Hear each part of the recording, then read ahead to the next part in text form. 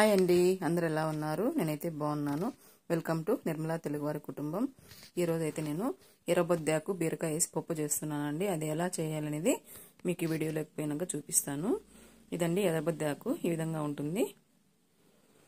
ఇది ఎర్రబొద్దాకు వచ్చి మామూలుగా వర్షాకాలం మాత్రమే దొరుకుతుందండి. ఈ పప్పు చాలా టేస్ట్ బాగుంటుందండి.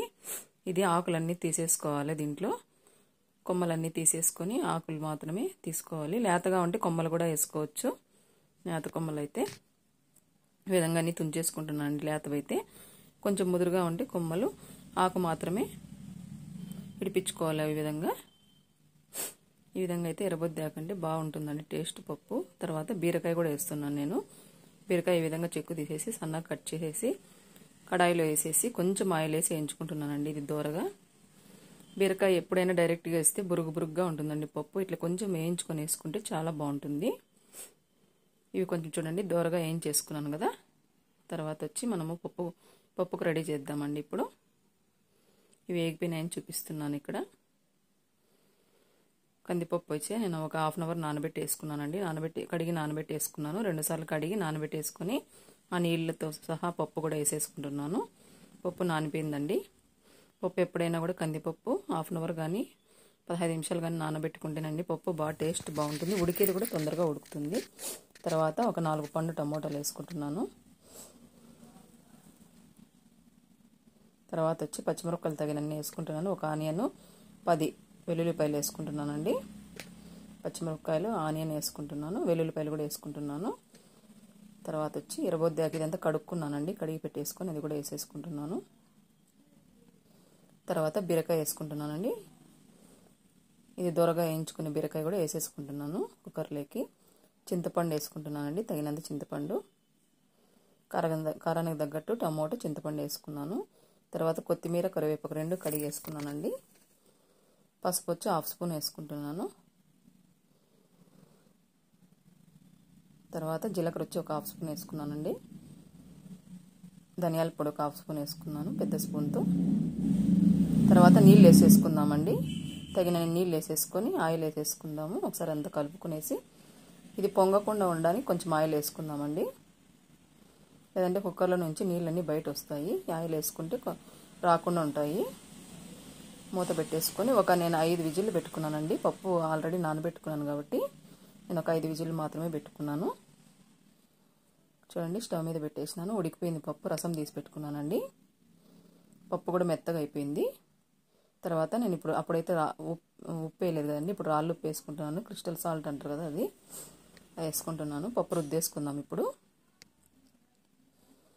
చాలా బాగుంటుందండి. ఈ సీజన్ ఉన్నప్పుడే ఏవైనా తింటే బాగుంటుంది. మాకు ఈ సీజన్లో దొరుకుతుంది. ఇక్కడ రాయలసీమ సైడ్ అయితే ఇక్కడ వేరుశనగ పంట వేసిన చోట అట్లా కైల్లో ఉంటుందండి. ఇదంతా ఈ విధంగా నీళ్ళు కూడా వేసేసుకున్నాను, పప్పు నీళ్ళు. తర్వాత దీనికి పోపు పెట్టుకుందామండి. పప్పుకు పోపు పెట్టుకుందాము. ఒక 3 స్పూన్లు ఆయిల్ వేసుకున్నాను కడాయిలో. ఆయిల్ బాగా హీట్ ఎక్కిన తర్వాత ఆవాలు, జీలకర్ర, ఉద్దిపప్పు, శనగబాయలు అన్నీ కలిపి పెట్టుకున్నాను. అది వేసేసుకుంటున్నానండి. అన్నీ 1/2 స్పూన్ వేసుకున్నాను. ఒక్కొక్కటి 1/2 స్పూన్ వేసుకున్నాను. ఇవి కొంచెం వేగిన తర్వాత 2 ఎండుమిర్చి తుంచేసుకున్నాను. ఒక ఆనియన్ కట్ చేసి పెట్టుకున్నాను. ఒక రెమ్మ కరివేపాకు వేసుకున్నాను.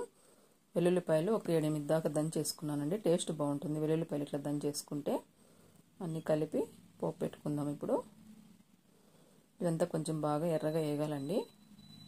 పప్పుకి ఎప్పుడైనా కూడా కలర్ చేంజ్ అవ్వాలి. ఇవి ఆనియన్స్ అప్పుడే బాగుంటుంది, మరి నల్లగా ఉండకూడదండి. ఈ విధంగా అయితే చూడండి, ఈ విధంగా కలర్ మారింది కాబట్టి ఈ విధంగా పోపు వేసుకుని వేస్తూనే మూత పెట్టేసుకోవాలండి. టేస్ట్ బాగుంటుంది అప్పుడు. పోపు వేసుకుంటానే మూత పెట్టేసుకుంటే ఆ ఆవిరి అంతా బయటికి పోకుండా టేస్ట్ బాగుంటుంది పప్పు. తర్వాత ఈ విధంగా కడాయిలో కొంచెం పప్పు వేసుకొని కలుపుకొని మళ్ళీ పప్పులోకి వేసేద్దాము. ఇప్పుడంతా పప్పు కలిపేసుకుందామండి. ఒకసారి తిరగబాత వేసుకున్నాను కదా.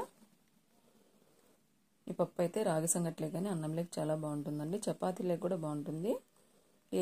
ఏ దాంట్లోకైనా కూడా బాగుంటుంది. ఇప్పుడు పప్పు ఇది మామూలు మన పప్పు ఆకుకూర వేసుకునే పప్పులాగే ఉంటుంది.